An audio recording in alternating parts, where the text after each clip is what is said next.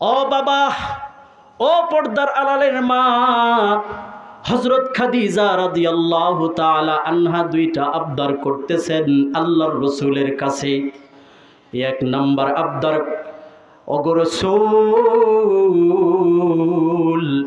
আমি যখন এই দুনিয়া ছেড়ে ওই অন্ধকার কবরে চলে যাব, অবশ্যই আমাকে কাফনের কাপড় দিয়া পেঁচায়া তারপরেই তো কবরে রাখবেন।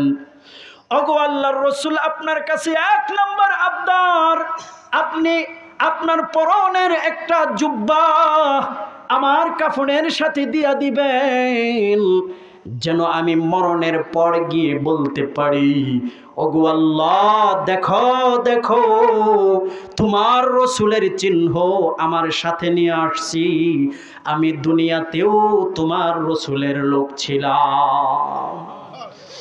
আজকে দুনিয়াতে কবরের চিন্তা নাই।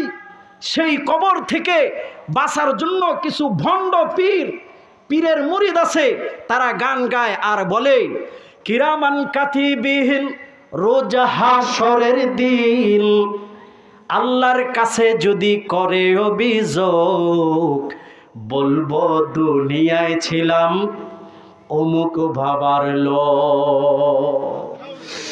ও বাবা, যেখানে হযরত খাদিজা রাদিয়াল্লাহু তাআলা আনহা আল্লাহর রাসূলের জবান থেকে জান্নাতের সুসংবাদ শুনেছে, এরপরেও রাসূলের সাথে দুনিয়াতে থেকেছে, এই প্রমাণ নিয়ে যাইতে চায় কবরে, তাহলে আমি আর আপনি কে? ও বাবা, দুই নাম্বার আবদার আল্লাহর রাসূলের কাছে হযরত খাদিজা বলে, ওগো আল্লাহর রাসূল, আমার দুই নাম্বার আবদার, আপনার বরকতি হাতে আমার চেহারাটা কাবা বাইতুল্লাহর দিকে করাইবেন।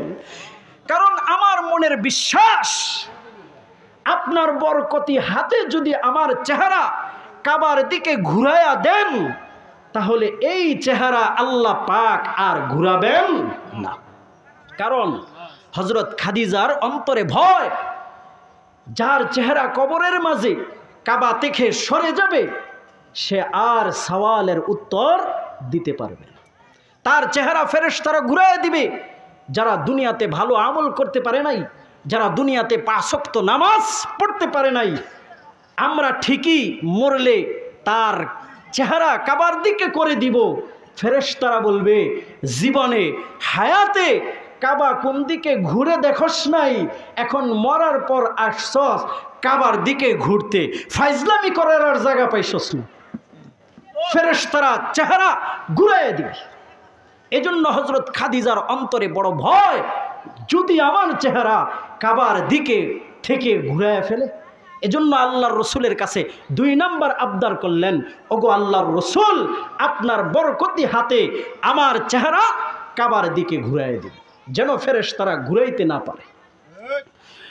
ও বাবা, কিছুদিন পর হযরত খাদিজার ইন্তেকাল হয়ে গেল। রাসূল হযরত খাদিজার কথা অনুযায়ী কাফনের সাথে রাসূলের জুব্বার একটা টুকরা দিয়া দিল। খাদিজার কথা অনুযায়ী হযরত রাসূল নিজে হাতে চেহারাটা কাবার দিকে ঘুরাইল। কিন্তু বাবা, ঘটনা আরেকটা ঘইটা গেল। আল্লাহর রাসূল সাল্লাল্লাহু আলাইহি ওয়াসাল্লাম খাদিজার কথা অনুযায়ী হযরত খাদিজার চেহারা কাবার দিকে ঘুরায়, কিন্তু হযরত খাদিজার চেহারা কেন জানি আসমানের দিকে ঘুরে যায়। আল্লাহর রাসূল আবার ঘুরায়, আবার কাবা থেকে সরে আসমানের দিকে হয়ে যায়। আবার নবীজি কাবার দিকে ঘুরায়, আবার হযরত খাদিজার চেহারা আসমানের দিকে ঘুরে যায়। হযরত আল্লাহর রাসূল সাল্লাল্লাহু আলাইহি ওয়াসাল্লাম দুইটা হাত আসমানের দিকে দিয়ে বলতেছেন, আল্লাহ,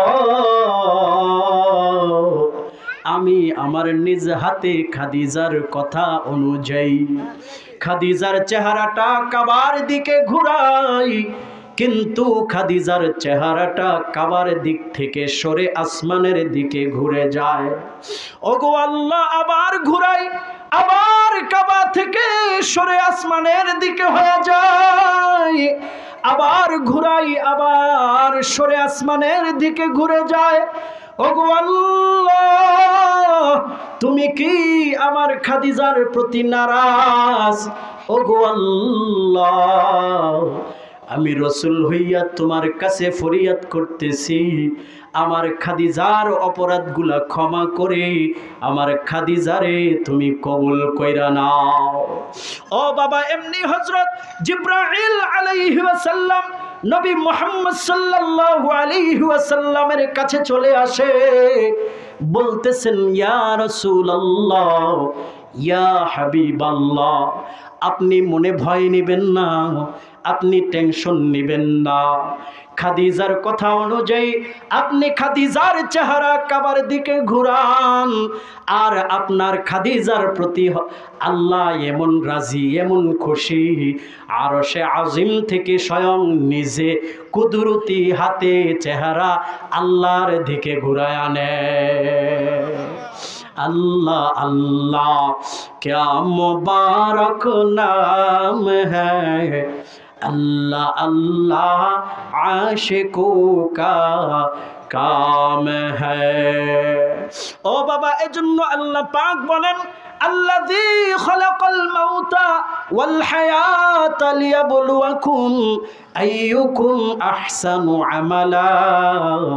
ও বান্দা, তোমার মৃত্যু সৃষ্টি করেছি, তোমার হায়াত সৃষ্টি করেছি, তোমার আমল ভালো কি মন্দ এটা আমি রব্বে কারিম পরীক্ষা করার জন্য।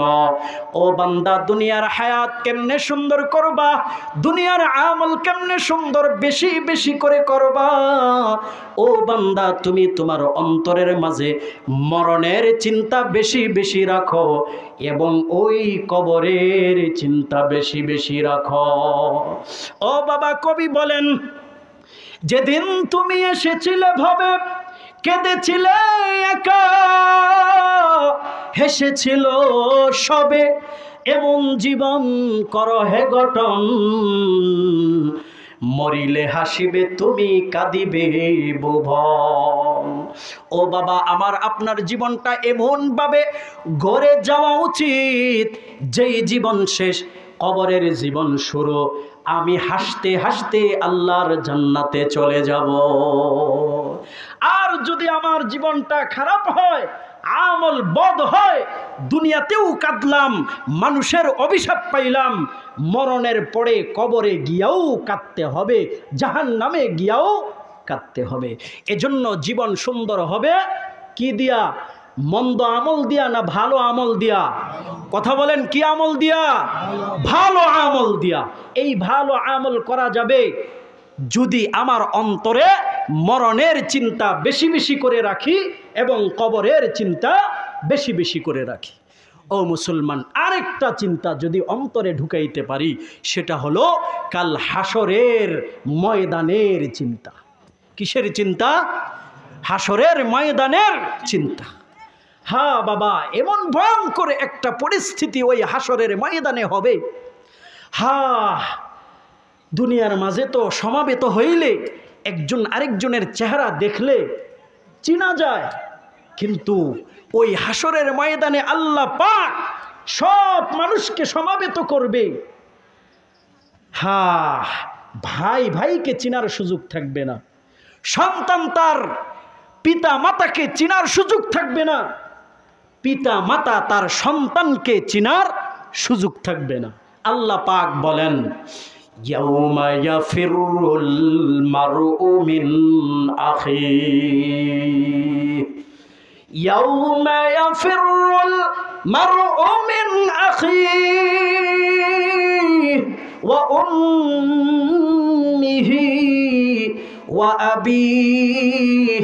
ও বান্দা, হাসরের ময়দানটা এমন হয়ে যাবে, ভাই ভাইকে চিনবে না, বোন তার বোনকে চিনবে না, সন্তান তার পিতা মাতাকে চিনবে না, পিতা মাতা তার সন্তানকে চিনবে না।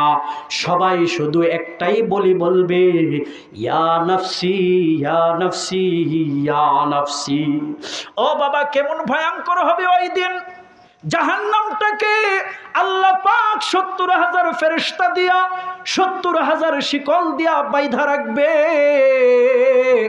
তবুও এই জাহান্নামটাকে আটকাইতে পারবে না। এই জাহান্নামটা বড় বড় আওয়াজ দিতে থাকবে আর বলতে থাকবে, হালমিম মাজিদ। ও আল্লাহ, আমারে তুমি বানায়া কোনো খাবার দাও নাই। ও আল্লাহ, জাহান্নামী গুলা কই, তাড়াতাড়ি দাও, আমি খেয়ে এই জাহান্নামী গুলাকে খিদা নিবারণ করি। ও বাবা, ৭০,০০০ ফেরেশতারা ৭০,০০০ শিকল দিয়াও বাইধা আটকায়া রাখতে পারবে না। এই জাহান্নামটা শুধু সামনের দিকে আগাইতেই থাকবে, আগাইতেই থাকবে। ও বাবা, সূর্যটা আমার আপনার মাথার আধাত উপরে চলে আসবে, হাসরের জমিনটা হয়ে যাবে তামার। ও বাবা, সূর্যকে আল্লাহ পাক হুকুম দিবে, তোর মাঝে যত পাওয়ার আছে আজকে দে। বাবা, সূর্যের তাপে জমিনটা তামার টকবক টকবক করবে। ও বাবা, গরমের কারণে কোনো মানুষের মগজগুলা নাক চোখ কান দিয়া বাইর হইতে থাকবে। ও বাবা, একটু চিন্তা করেন, ওই দিন কি অবস্থা হবে আমার আপনার, যদি ভালো আমল না নিয়ে যাইতে পারি।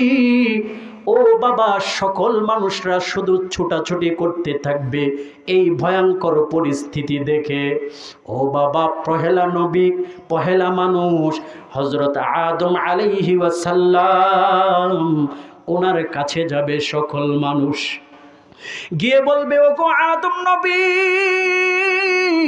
দেখেন না জাহান্নামটা হাউ হাউ করে সামনের দিকে আগায়া আসতেছে, সূর্যটা মাথার আধাত উপরে চলে আসছে, জমিনটাও তামার হয়ে গেছে। ও গো আদম নবী, আপনি তো দুনিয়ার পহেলা মানুষ এবং পহেলা নবী। ও গো আদম নবী, আল্লাহকে একটু বলেন না আমাদেরকে একটু এই ভয়ঙ্কর পরিস্থিতি থেকে বাঁচায়া দিতে। ও বাবা, হযরত আদম নবী বলবে, ও উম্মত, আমি পারবো না, যাও আমার সন্তান নূহ নবীর কাছে।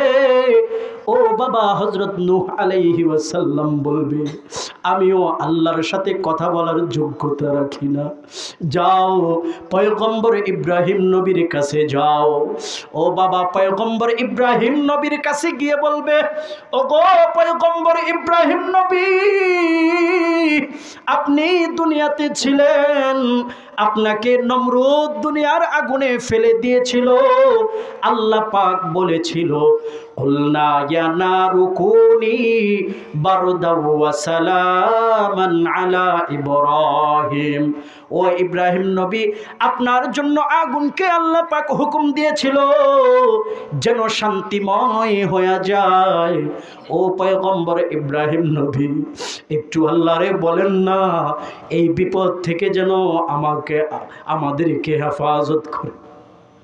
ও বাবা, পয়গম্বর হযরত ইব্রাহিম নবীও বলবেন, আমার যোগ্যতা নাই আল্লাহর সাথে কথা বলার, যাও পয়গম্বর মূসা নবীর কাছে যাও।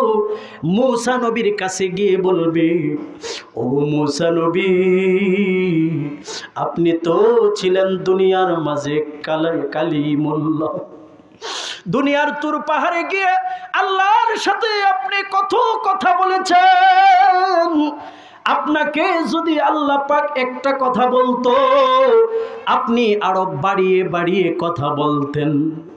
ও পয়গম্বর মূসা, আজকে একটু আল্লাহর সাথে আপনি কথা বলেন। ও বাবা, পয়গম্বর হযরত মূসাও বলবেন, ও উম্মত, আজকেও আমি রব্বে কারীমের সাথে কথা বলার যোগ্যতা রাখি না, কারণ আল্লাহ কাহার চেহারা নিয়ে বসে আছেন। আল্লাহ এমন রাগান্বিত চেহারা নিয়ে বসছেন। ও বাবা, সকল মানুষরা যখন উপস্থিত থাকবে, আল্লাহ পাক বলবেন লিমানিল মুলকুল ইয়াউম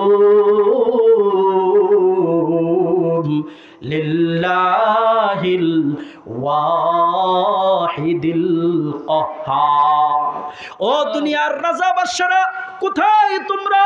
ও দুনিয়ার ক্ষমতাশীল লোকেরা কোথায় তোমরা? আসো, আজকে আমি রব্বে কারীমের কাছে আসো, বলো আজকের দিনের রাজত্ব কার? কেউ কোনো উত্তর দিবে না, কেউ কোনো আওয়াজ করবে না, সকলেই শুধু থরথর থরথর করে কাঁপতে থাকবে। অতঃপর আল্লাহ নিজেই বলবেন লিল্লাহিল ওয়াহিদিল কাহ্হার।